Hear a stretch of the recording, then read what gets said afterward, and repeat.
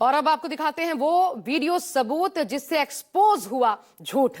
दिल्ली के द्वारका में रईसजादे की रफ्तार के आगे 23 साल का साहिल जिंदगी की जंग हार गया। उसके बाद साहिल की मां की गुहार और इंसाफ की लड़ाई के चलते गुनहगारों का चेहरा एक्सपोज हो पाया, क्योंकि 3 फरवरी को दुर्घटना होने के बाद नाबालिग आरोपी को बचाने के लिए सारे तिकड़म भिड़ाए गए।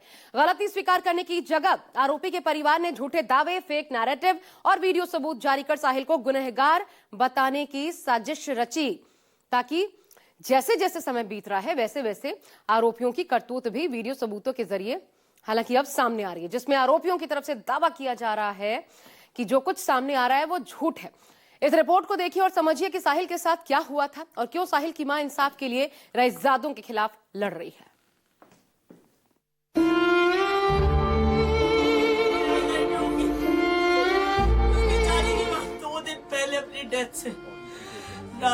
ये तस्वीरें दिखाने और ये सब कुछ सुनाने का एक ही मकसद है, ताकि एक्सीडेंट की भयावहता की यादों को ताजा किया जा सके।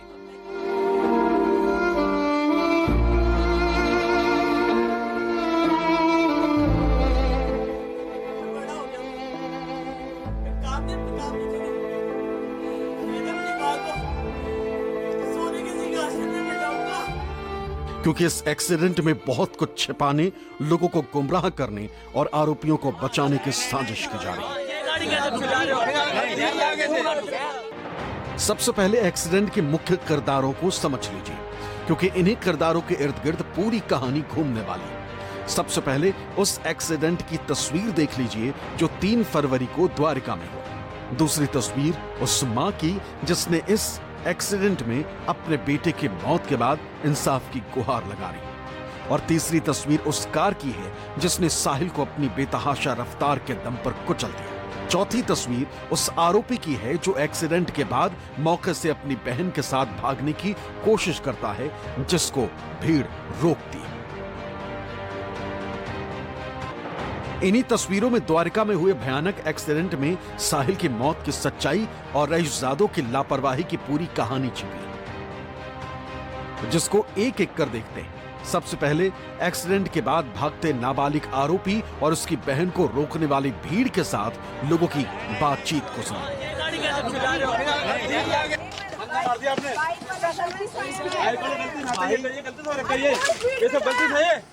ये सब गलती से बाइक वाला जाएगा, कोई मतलब नहीं बनता है भाई। इतनी स्पीड में गाड़ी इधर आजा, इधर आजा, इधर आजा, इधर आजा भाई। इतनी स्पीड में गाड़ी नहीं। हाँ, बंदा मर गया है, बंदा मर गया। नहीं नहीं, ये गाड़ी कैसे चला रहे हो?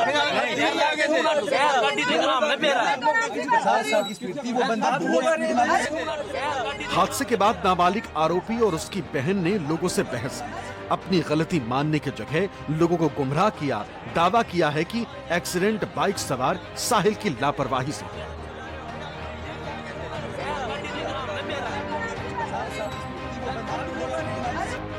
इस बात को और पुख्ता करने और लोगों की आंखों में धूल झोंकने के लिए आरोपियों की तरफ से वो वीडियो भी जारी किया गया, जिसको बेतहाशा रफ्तार में चलती कार के अंदर से बनाया गया।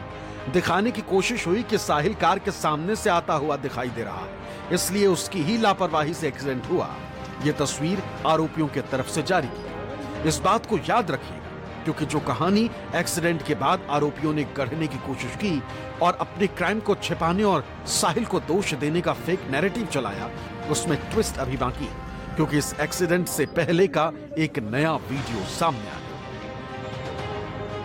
यह साहिल को कुचलने से ठीक चंद सेकंड पहले का वीडियो है। इस वीडियो में देखिए, जो 3 फरवरी सुबह 11:38 की तस्वीर है।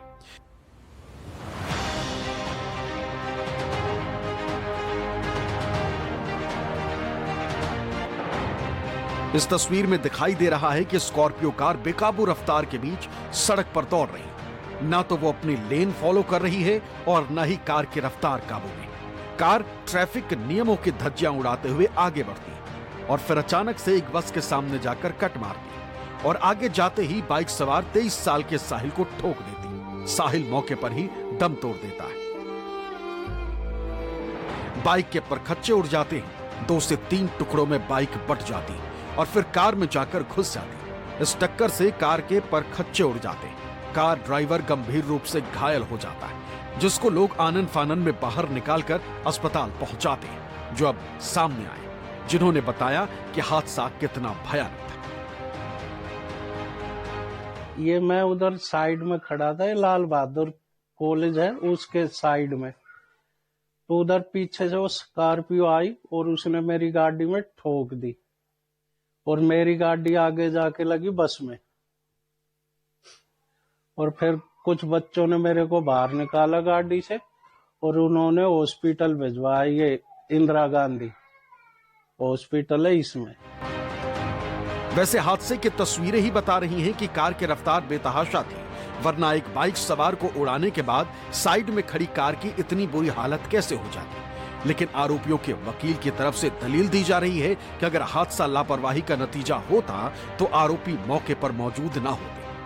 ये बच्चा मौके से भागता नहीं है, ये बच्चा वो नहीं है जो गाड़ी को लेकर भाग जाता है। ऐसा नहीं किया इस बच्चे ने।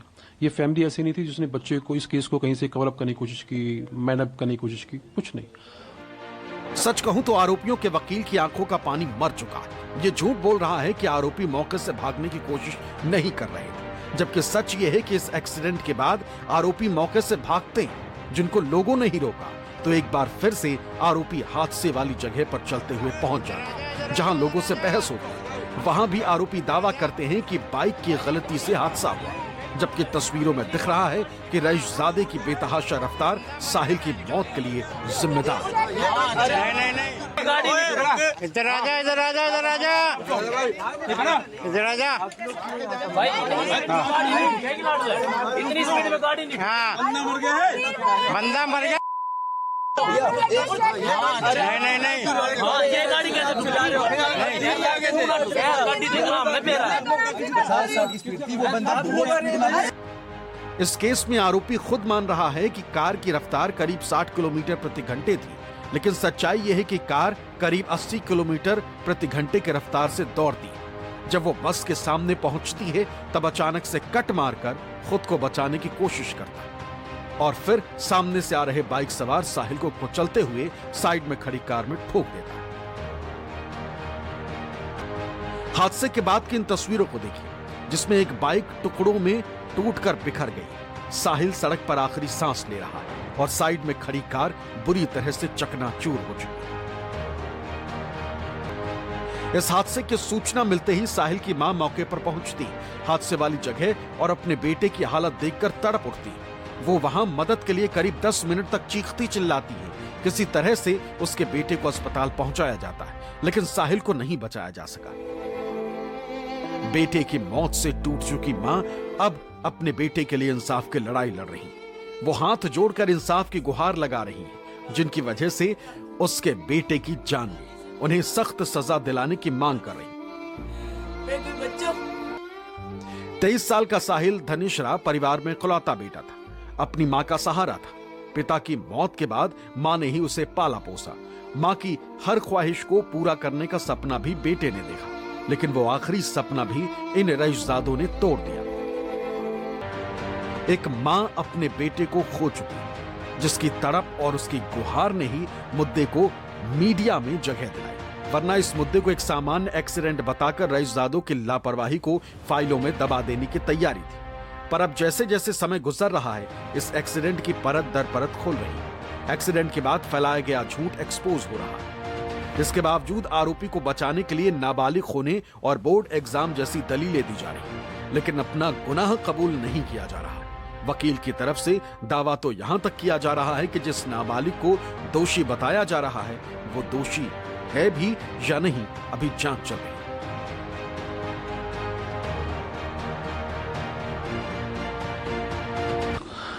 देखिए, मैं आपको बड़ा सिंपल कहता हूँ कि अभी मैटर इन्वेस्टिगेशन स्टेज पे है। अभी सारी बातें स्पेकुलेशंस पे है।